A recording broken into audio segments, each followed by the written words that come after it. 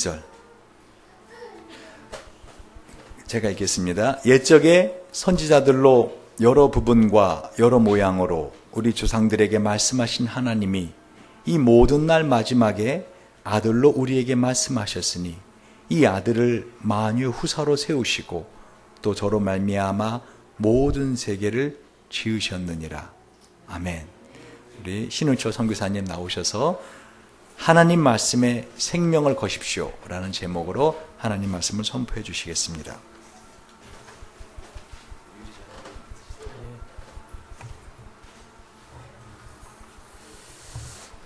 할렐루야. 영광입니다. 정말 주일 재단에 선다는 것은 정말 큰 영광인 것 같습니다. 부족하기 때문에 기도 한번 해주십시오. 저를 위해서 또 계시는 우리 성도님들을 위해서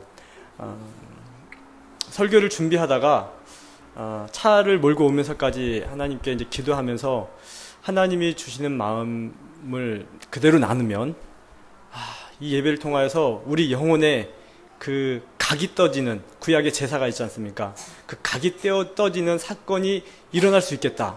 이런 믿음을 주셨습니다. 왜냐하면 저부터 너무 각이 떠지는 마음이 있었고 제가 정말 하나님께 예배를 드린다고 했을 때는 정말 구약의 제물들이 제사 드리는 그 심정으로 드리지 못했구나. 그리고 정말 이게 예수님께서 오시기 전에는 분명히 하나님 앞에 나가려면 그 짐승으로서 나를 대신한 그 각을 뜨고 그 죄를 처리하고 나왔어야 되는데 예수님이 오신 이후부터는 우리는 그걸 하지 않지 않습니까? 그러나 영적으로는 그 제사가 매일같이 드려지는 거 아닙니까?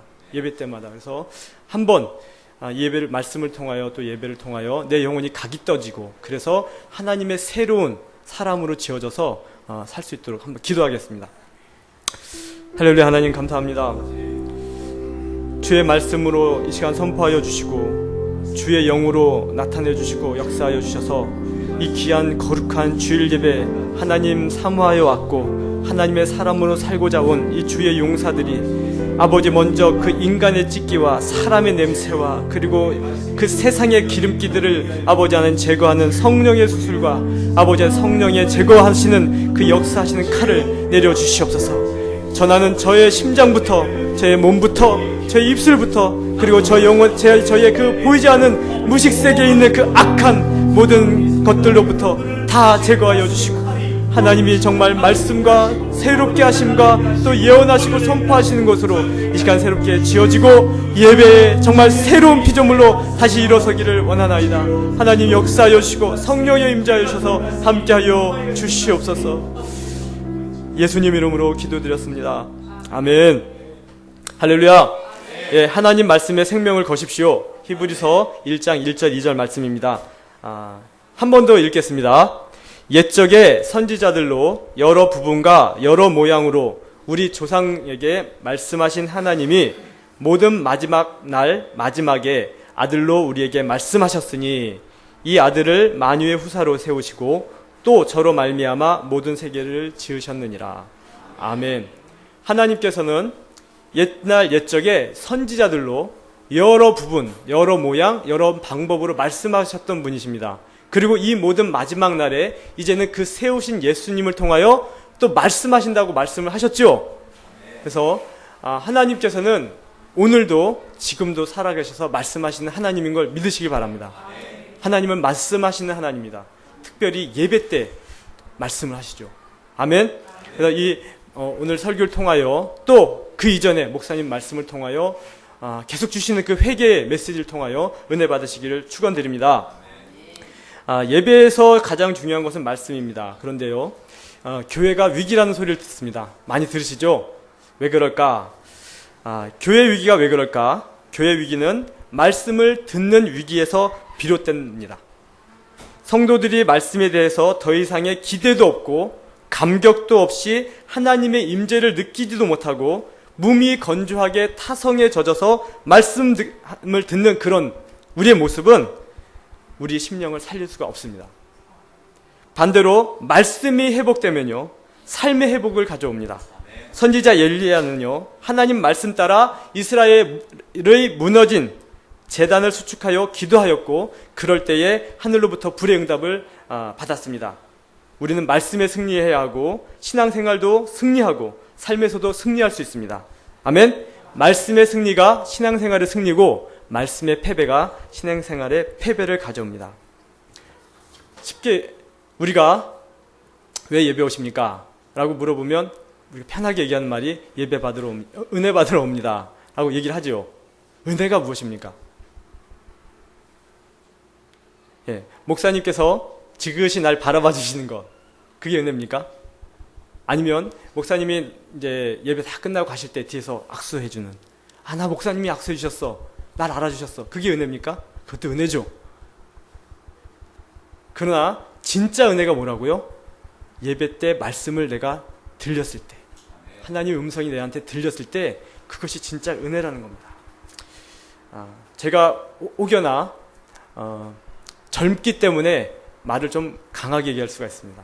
또 하나, 선교지에서 아무도 안 찾아줬기 때문에 그 묵상의 시간들이 괴로웠죠. 그러니까 나를 애는, 내 살을 도려내는 그런 듯한 말씀을 여기 오기까지, 한국 오기까지 했는데, 목사님이 이렇게 자꾸 설교 세워주시니까 그 영성이 나가지 않겠습니까?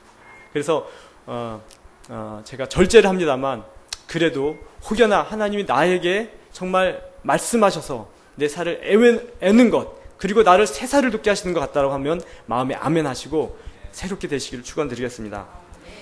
예배는요, 하나님의 말씀이 들리는 것이 진짜 은혜입니다. 그분의 뜻과 의지가 선포되어지는 시간이 예배 시간 아니겠습니까? 예, 우리가 기도를 통해서도요, 하나님의 음성을 들을 수 있습니다. 또 찬송을 통해서도 하나님의 음성을 들을 수 있죠. 그러나 예배를 통해서 하나님의 말씀을 듣는다는 건 조금 차원이 다르다고 생각합니다. 왜 그럴까요? 예배는요, 나의 전인적인, 내가 전인적인 하나님을 향하여 나아가는 영적인 제사 아니겠습니까? 그곳에서는요, 예배를 보면요, 우리가 먼저 내 죄가 사해지는 예수 보혈의 대속의 은혜가 전제로 융단처럼 깔려 있어야 되는 거 아닙니까? 그래야 우리가 그 안에 달려 나오는 거 아니겠습니까? 그리고 그 안에 우리 삶의 산지한 문제들, 고통들, 이런 해결되지 않은 어떤 것들을 가지고 앞에 나와서 기도하고 간구하지 않습니까? 처절한 우리 심령의 현실적인 문제를 토로하는 그런 것이 있죠. 쏟아내는 피토함이 있습니다. 그럴 때 하나님께서 예수 보혈의 응단 위에서 우리에게 말씀을 들려주시죠. 응답해 주시죠. 그리고 우리는 어떻게 합니까? 감사하고 감격하고 찬양하고, 이런 것들이 예배 안에 있습니다. 그것만 있습니까? 이 예배를 위해서 봉사해주는 전인적인 풀타임 사역자들 있지 않습니까? 이분들의 그 워십 서비스라고 하죠. 그런 봉사, 예배가 이루어지기까지 의자 배치부터 해서 주보부터 모든 것들이 나열되어지는, 이것이 육신으로 보면 어떻게 보면 주보는 주보 한 장이지만, 이게 정말 영의 제사로 보면 이 주보는 어쩌면 천상의 악보일 수가 있습니다. 어떤 성도의 그 괴로움과 신음은 플룻이라고 한다면, 어떤 저 성도의 괴로움은 첼로일 수가 있고요. 또 나는 피아노일 수가 있습니다. 그 주보는 악보. 그래서 오케스트라처럼 울려지는 제의, 그것이 예배가 아니겠습니까? 그때에 들려지는 하나님 말씀이 뭐라고요? 그 말씀이 정말 그 많은 제의 중에 다 소중하지만, 어느 것 하나를 버릴 수 없지만, 그래도 핵심은 뭡니까? 하나님의 만지심, 임재하심, 전인적인 내 영혼을 터치하심, 그것이 하나님의 말씀, 음성이 아니겠습니까?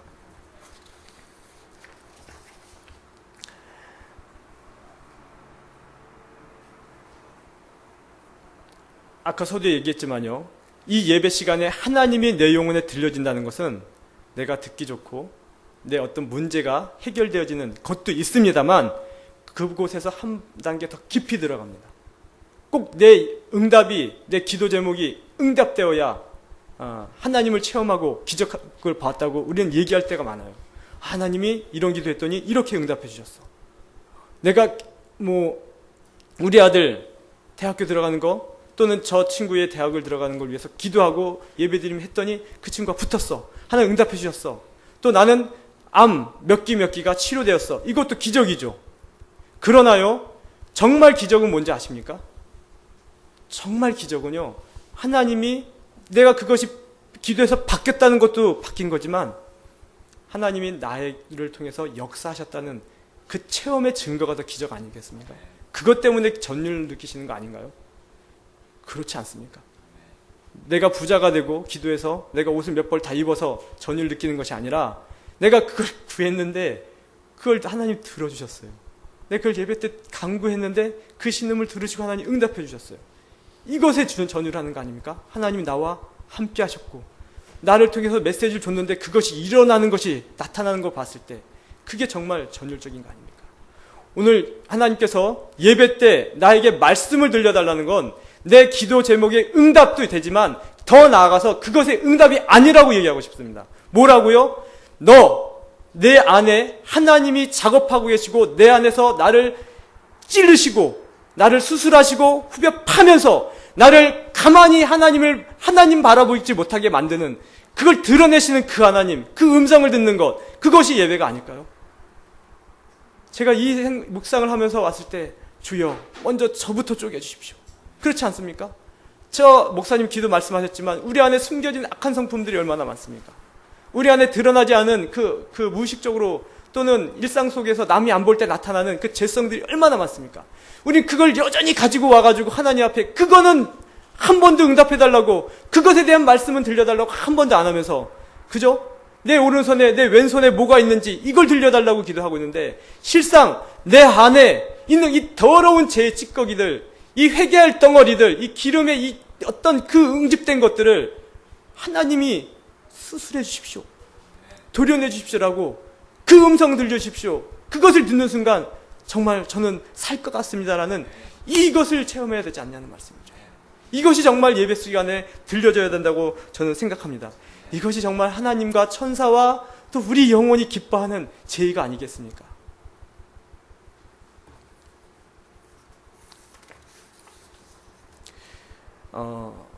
저는 기적보다도 말씀이 중요하고요. 응답보다도 하나님의 임재의 경험이 중요하다고 믿습니다. 아멘이죠. 제가 모를 때는 기적을 강구했죠. 그러나 성경을 한번 보겠습니다. 베드로후서 1장 16절 보지 마십시오. 길어서 찾을 수 없습니다. 제가 얘기하겠습니다. 베드로후서 1장 16절에서 21절 보면 이런 말씀이 있습니다. 베드로가 우리는 그의 크신 위엄을 친히 본 자라 지극히 큰 영광 중에서 이러한 소리가 그에게 나기를 이는 내 사랑하는 아들이요 내 기뻐하는 자라 하실 때에 베드로가 지금 어떤 걸 얘기하고 있을까요? 베드로서에서 그 베드로 교회 후서에 쓴 그 교회한테 하나님께서 하늘에서 이는 내 기뻐하는 아들이요 나의 기뻐하는 자라 하셨던 이 음성을 듣는 사건 얼마나 기가 막힌 체험입니까? 그죠?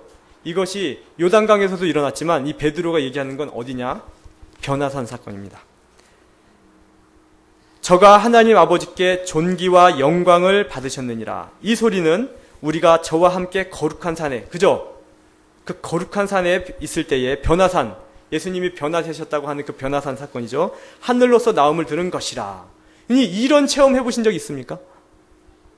예수님의 얼굴이 순식간에 흰 눈보다도 하얗게 변화되는 사건, 그리고 하늘에서는 천둥처럼 하나님 음성이 진짜 들리는 사건, 지축이 흔들리는 이런 체험을 해보셨습니까? 못 해봤죠. 베드로는 이런 체험을 해본 사람입니다. 베드로후서에 이걸 씁니다. 그런데 뭐라고 한다고요? 우리는 그의 크신 위엄을 친히 본 자라 지극히 큰 영광 중에서 이러한 소리가 나매 이렇게 얘기했는데요. 거룩한 산에 있을 때에 하늘로서 나음을 들은 것이라. 그러나 우리에게 더 확실한 예언이 있어 하면서 베드로후서 1장 21절부터 무슨 얘기를 하냐? 하나님 말씀을 얘기합니다. 이 기가 막힌 체험과 환상을 본 것도 중요하지만 이것보다 더 확실하고 증거가 있다는 겁니다. 하나님이 살아계시고 더 확실한 예언이 있고 확실한 선포가 있는데 그게 뭐라고요? 하나님 말씀. 예, 그 말씀이 지금도 들린다는 말씀이죠. 옛적 선지자를 통하여 여러 부분과 방법으로 말씀하신 하나님이 오늘날 그의 아들을 통하여 우리에게 말씀하셨습니다. 지금도 말씀하신다는 겁니다. 예배 축복은 뭐라고요? 말씀 듣는 겁니다. 찬양과 감사와 여러 가지가 있지만 정말 강력한 터치는 하나님 말씀이 저한테 와서 부딪히는 그 사건입니다. 아멘. 어떤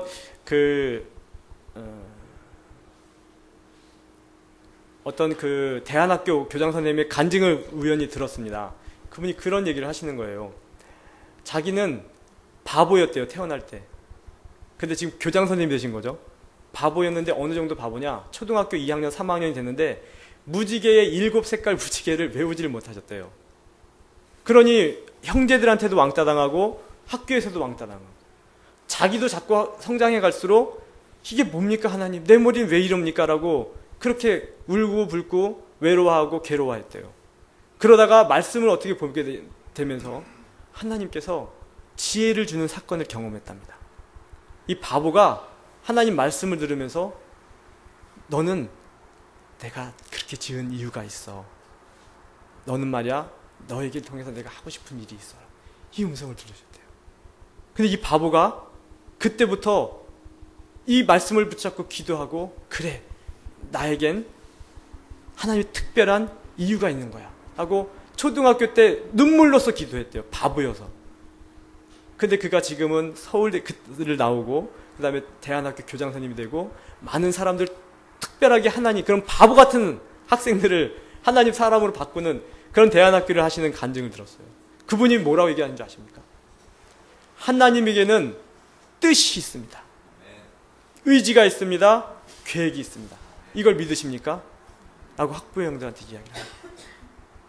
하나님의 뜻은 강력합니다. 의지는 파워풀합니다. 계획은 불방망이 같습니다. 라고 이야기를 하시면서요. 거부할 수 없는 뜻으로 자기를 이끌어 오셨대요. 그 대안학교를 세우기까지. 그 바보가 그렇게 교장이 되기까지 엄청난 고생과 역경이 있었는데 상상할 수 없는 하나님의 그 내어 쫓음, 짓밟힘이 있었는데 그게 다 하나님의 뜻과 계획으로 오늘날 자기를 세웠다는 것을 한마디로 표현하시더라고요. 오늘도 이 예배 속에서 하나님의 그 뜻과 계획이 선포되어지고 그걸 아멘으로 받으셔서 내 인생의 예언으로 삼으시길 축원드리겠습니다. 내 안에 질병이 있습니까? 받으십시오. 하나님 경험하고 싶어서. 내 안에 아직도 부족한 것 저도 아까 예배 전에 기도해 주실 때 제 선포가 왔습니다. 저한테도 우리 아들이 하도 게임을 할 때 저도 모르게 소리를 지를 때가 있어요. 이게 아닌데 하는데 나가요, 무식적으로. 하나님 선포합니다. 이걸 가지고 계속 붙잡고 기도하려니까 괴롭습니다. 그래서 선포했어요. 하나님 예배 통해서 들려주세요. 들려주세요. 오늘 사모님 벌써 얘기해 주셨지 않습니까? 무의식 속에 성령이 계시고 그리고 그렇게 나타나신 것이 성령님 아니실까? 아멘. 그래서 전 선포했습니다. 그리고 저한테도 이 조금 괴롭다고 힘들다고 나가는 이 악한 성품, 지금 저에게서는 최고의 지금 기도 제목입니다. 그것이 정말 끊어지기를 이제는 강구하는 게 아니라 선포했습니다. 왜? 말씀이 그거 못하겠습니까? 들려진다면. 아멘. 이제 본론으로 들어가겠습니다. 예배의 때에 하나님 말씀을 듣는 게 정말 중요합니다. 청년들, 학생들, 모든 분들, 장로님들, 권사님들 정말 들려지는 게 중요합니다. 그런데요, 예배 때 들려진 말씀은 역사, 사건을 일으킨다는 거 아십니까? 여기까지 믿으셔야 됩니다. 하나님이 가라사대 빛이 있으라 하심에 빛이 있었고, 그죠? 궁창 아래 물이 있고 궁창 위에 궁창이 있고, 그 다음에 물은 뭇을 드러내라 하심에 그대로 되니라 하잖아요. 달이 있으라 하심에 달이 있었죠. 하나님 말씀하시면 역사와 사건이 일어납니다. 아멘. 이제 제가 그 MDB 시절에 히브리어를 열심히 배웠죠. 히브리어 언어를 배우면 좋다고 해서.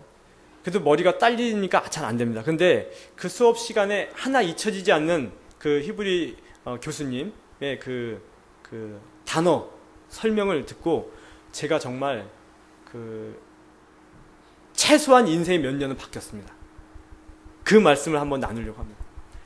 이 교수님이 얘기하세요. 자기가 연구하다 발견하셨대요. 뭘 발견했습니까? 했더니 히브리어로 하나님의 말씀이란 단어가 다바르입니다. 다바르. 그런데요, 이 다바르 히브리어는 모음과 자음이 없습니다. 우리나라 한글처럼요. 그러니까 자음만 있어요. 모음이 없고요. 그러니까 다바르 모음만 기역, 니은, 디귿이 있는 겁니다. 네? 다바르를 모르셔도 기역, 니은, 디귿이 있다고 보십시오. 근데 이 다바르가 성경에는 모음이 없이 그대로 기록되죠. 그런데 광야라는 단어가 또 다바르랍니다. 근데 모음을 붙여서 다바르라고 안 읽고 미다바르라고 앞에 미자를 붙이는데 이거는 어디로부터? 그러니까 광야, 말씀으로부터가 광야라는 뜻입니다. 미다바르. 다바르, 미다바르는 광야. 또 하나 데바르. 데바르는 그 성전이라고 합니다. 그러니까 이게 똑같은 단어라는 거예요. 성경에는 히브리어는 그게 똑같이 쓰여 있다는 거예요. 다바르, 미다바르, 데바르. 말씀, 광야, 성전이 지성소가 같다라는 의미라는 겁니다.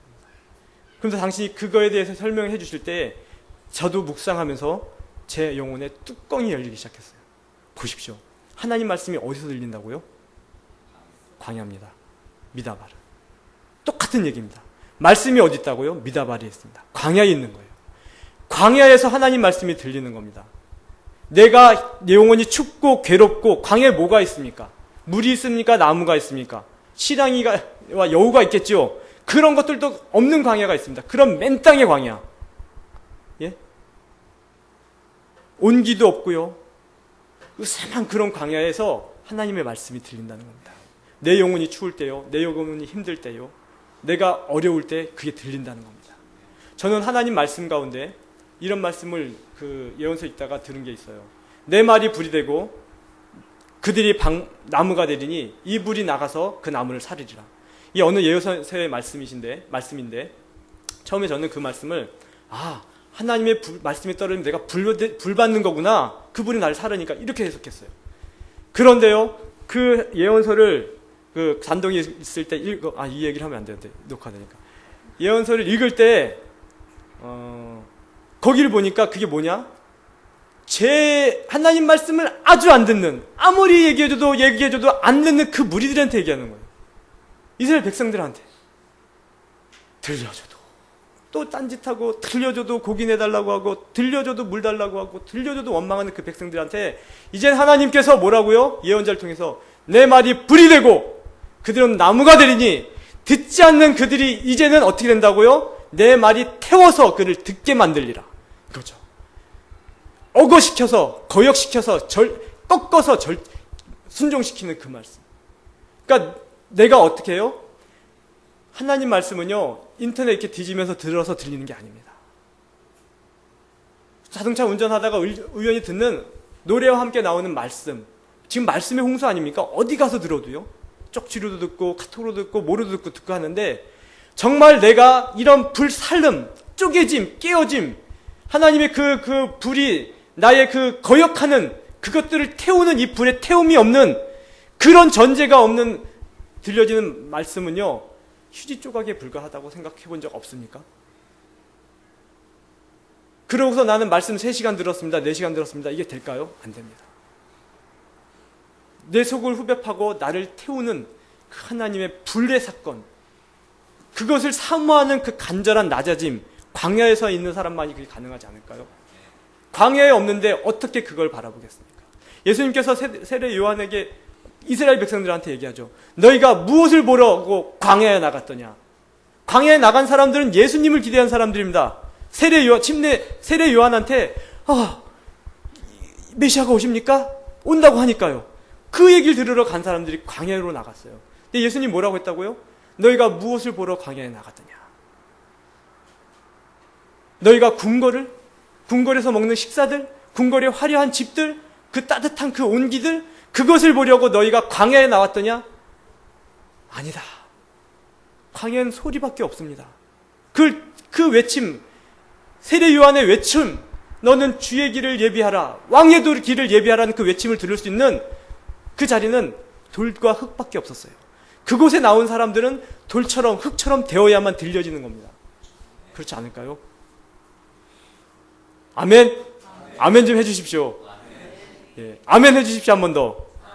아멘. 이 아멘을 할 때 정말 내가 광야라는 것을 부끄러워하는 것이 아니라요, 광야지만 하나님의 음성이 내게 떨어질 것이고 나는 영적으로 거대한 하나님의 집이 지어질 거다라는 이런 믿음을 가지고 선포하시길 바랍니다.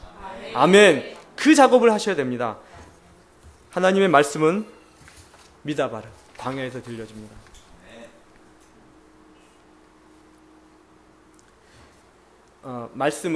하나님 말씀은 사건을 일으킵니다. 그죠?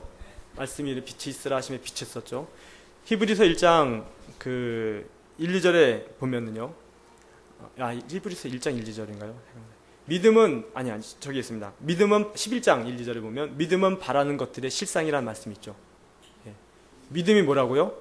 내가 바라는 것의 실상입니다. 그러니까 내가 바라고 어떤 것을 믿으면 그게 실제로 나타나는 사건이 된다는 얘기죠. 그런데 로마서 10장 17절에 이런 말씀이 있습니다. 믿음은 들음에서 나고 그 들음은 그리스도의 말씀으로 말미암습니다. 그러니까 믿음이 어디서 나온다는 얘기입니까? 말씀에서요. 그러니까 내가 어떤 소원과 하나님 주신 비전은요, 내가 상상해서 만들어내서 실상을 하는 게 아닙니다. 예배 드릴 때, 하나님 말씀을 사모할 때, 그때 하나님 말씀 들려주고서, 그래서 내가 그거에 믿음이 생기잖아요? 그럼 반드시 사건이 일어나는 걸 믿으시기 바랍니다. 아멘. 그래서 히브리서 11장 1, 2절의 그 믿음의 실상은요, 내 욕심과 야망이 아닙니다. 그 하나님 말씀으로 벌써 내게 주시면서 후벼 파면서 너에겐 소원을, 어떤 에겐 영적인 팔 하나, 제약의 팔 하나 떨어져 나가는 것들을 하시는 겁니다. 그걸 통하여서 하나님은요, 하나님의 뜻과 계획, 그걸 성취해 가시는 사건을 일으켰다는 것이죠. 아멘. 너희 마음에 소원을 두고 행하시는 이는 하나님이시니 자기의 기쁘신 뜻을 위하여 너희에게 소원을 주셨다고 하셨습니다. 그것도 그거 아니겠습니까? 그게 어느 날 갑자기 내 안에 생긴 믿음입니까? 그런 믿음하고요, 예배 때 들려진 믿음하고 정말 다릅니다. 정말 다릅니다. 최소한 저도요, 어떤 커다란 결정을 할 때요, 예? 제가 이제 목사님 얘기해 주셨지만 불러주셔서 정말 은혜를 알고, 처음에 은혜인 줄도 모르고 제가 올까 말까 행복드림교회에 같이 동역을 해야 되나 말아야 되나 이렇게 생각했었는데, 왜 기도를 안 했겠습니까? 이것에 대해서 하나님께 왜 안 물었겠습니까? 개인적으로 묵상도 하죠. 그러나 더 확실한 하나님 말씀은 우리 행복드림 교회에 가서 같이 섬겨라, 그리고 또 목사님하고 같이 동역해라라는 말씀이 예배 때 들려져서 그렇습니다. 예배 때요. 내가 추구하고 내가 했던 것들을 목사님 예배 때 말씀해 주시는 거예요. 그리고 그 말이 떨어질 때 마음에서 불이 붙는 겁니다. 하나님 말씀이 정말 떨어지면요, 불 붙습니다. 그렇지 않을까요? 지금도 불 붙는 분 있지 않습니까? 전 불 붙었는데. 예. 믿음은 들음에서 나고 들음은 그리스도의 말씀으로 말미암느니라. 예배 때 들려진 그 말씀으로 말미암는 내 믿음은 반드시 실상과 사건과 역사가 나타나는 줄 믿으시기 바랍니다. 빛이 있으라 하심에 빛이 있었습니다. 고난이 와도요, 힘들어도요, 이 말씀 받으시기를 축원드리겠습니다. 아멘. 하나만 더 정말 보고 싶은 것이요, 아까 그 지성소, 또 말씀은 지성소, 데바르라고 했죠. 이 지성소가요, 성전입니다. 그런데요, 하나님은 말씀하시고 말씀은 하시면 사건이 일어나는데, 사건 중에 제일 큰 사건이 무슨 사건일까요? 성전 지어지는 사건입니다. 개인적인 욕심 또는 간구하는 소원의 제목들, 병 낫는 것, 귀신 떠나는 것도 하나님 역사와 사건이지만, 제가 오늘 지금 다시 한번 말씀드리고 싶은 것은 바로 성전이 내 영혼에 지어지는 사건입니다. 말씀이 성전이라고 했잖아요. 요한복음 1장에 보면 그 말씀이 뭐가 됩니까? 육신이 되시잖아요. 육신이 돼서 우리 가운데 계심에 그분이 예수님이지 않습니까? 그 예수님이 이 땅에 오셔서 하신 일이 뭡니까? 육적인 제사 폐하고 육적 성전 폐하고 내가 3일 만에 새 성전 짓겠다고 하신 그 성전이지 않습니까? 그 성전이 헤롯 땅에 지어집니까? 유대 땅에 지어집니까? 어디 지어집니까? 내 안에 지어지지 않습니까? 이 말씀이신 예수님이, 말씀이신 예수님도 말씀입니다. 성전도 똑같은 말씀이에요. 우리 안에 그 성전이 지어지는 겁니다. 근데 이 데바르가 지성소인데요. 지성소가 어디입니까? 성막이 있고, 그 다음에 성소가 있고요. 성막 안에서 제물들을 잡지요. 그죠? 그리고 그 안에 또 들어가면 지성소가 있습니다. 거기는 대제사장이 1년의 모든 죄, 매일매일 제사로도 해결하지 못한 죄, 잊어버렸던 죄, 새로 발생한 죄, 제사장인 자기까지도 내면에 품었던 그 죄를 씻어야 되지 않습니까? 그거 하기 위해서 1년에 한 번 들어가는 것이 지성소입니다. 거기에 뭐가 있습니까? 여러 가지 촛대도 있고 뭐 진설병도 있지만 제일 중요한 게 뭡니까? 속죄소죠. 천사의 날개가 덮은 두 그룹. 그게 거기 있지 않습니까? 그 속죄소의 의미가 뭡니까? 쉬운 자라고 하는데 하나님이 죄를 1년, 그러니까 대제사장이 1년 후에 들어가서 그 모든 이스라엘의 죄를 씻기 위해서 양을 잡아서 그 피를 어디다 뿌리냐면 그 법궤 위에 뿌리죠. 그 지성소에서 일어나는 것이 바로 죄를 태우고 죄를 가려주는, 덮어버리는, 이 법궤가 덮는 거 아닙니까? 그 사건이 있습니다. 이루어지는 것이 그곳입니다. 근데 말씀이 뭐라고요? 그곳입니다. 지성소, 속죄소, 법궤입니다. 하나의 법궤 찾을 필요 없습니다. 고고학자들. 뭐 찾으면 그것도 재밌겠지만 우리 안에 하나님이, 예수님께서 뭘 이루신 겁니까 지금? 속죄소를 여 안에 두고 계시고 단 한 번, 영원한 단 한 번의 제사로 내 죄를 씻으시고, 죄가 없는 사람을 하나님이 이제 어떻게 만나는 겁니까? 수시로 만나는 거죠. 하나님 말씀이 들려지면 뭐라고요? 내가 성전되는 사건이 있는 겁니다. 내가 성전되는 이 변화의 사건이 일어나는 겁니다. 아멘. 하나님 말씀 만나서 기적이 일어나는 것도 좋지만, 내 병이 치유되는 것도 좋지만, 내 안에 이 더러운 성품이 허물어지고 신의 성품의 성전으로 세워지는 것, 신의 것으로 다 세워지는 것, 이 성전이 세워지고 속죄소에서 빛이 나는 것, 이것이 바로 하나님 말씀이 떨어진 우리에게 나타난 역사라는 거 아니겠습니까? 이것도 사모하시고, 그래서 복음 가운데 다시 한번 돌아가셔서 하나님이 어떤 일을 하셨고, 이 죄인을 위하여 무슨 일을 하셨고, 오늘 나를 얼마나 기쁘게 받아주시는지. 죄 안 짓고 주일날 올 필요가 없습니다. 물론 많은 죄를 짓고 오라고는 안 되죠. 워낙 지금 죄를 많이 짓는 그리스도인 때문에 제가 정말 속상해 죽겠는데 그런 의미가 아닙니다. 그러나 정말 안 지으려고 해도 어쩔 수 없이 죄인이기 때문에, 아직 천국으로 올려받은 자가 아니기 때문에 짓고 온 죄는 과감하게 두려움 없이 나오시라는 겁니다. 하나님은 그거를, 아무리 마귀가 그거 가지고 너는 이 죄 때문에 지금 못할 거 아니야 라고 해도, 그 속죄소 사건 말씀으로 나를 지금 지시는 하나님 임재로 그날 끝난 겁니다. 그건 융단이 깔려있는 거 아닙니까? 레드카펫이요. 아멘. 아멘. 하나님은 말씀하시는 분이시고요, 이 말씀은 사건을 일으키시고요, 이 사건을 기대하시고 고대하시고, 이번 한 주간은 나에게 어떤 말씀을 주셔서 내 안에 일어날 하나님의 역사하신 무엇일까 간구하시길 축원드리겠습니다. 결론으로 말씀을 드리겠습니다. 말씀은요, 나를 고난이 와도 안전하게 하시고 당당하게 하시고 힘있게 하십니다. 이번 송년 예배 얼마 안 남았죠? 내년 부흥회 어떻습니까? 사모하셔야 되지 않겠습니까? 정말 사모해야 되지 않겠습니까? 저는 장순직 목사님이시는 거예요. 그분 이름이 너무 좋고요. 그때 한번 잠깐 축사해 주실 때 교회가 타셨는데 이러셨다는 그런 간증. 전 제가 모르겠습니다. 우리 아기가 아파서 그런지 어떤 분이 고난이 있다고 한다면 그분에게 분명히 하나님이 역사하신 흔적이 있다는 것을 기대하게 돼요.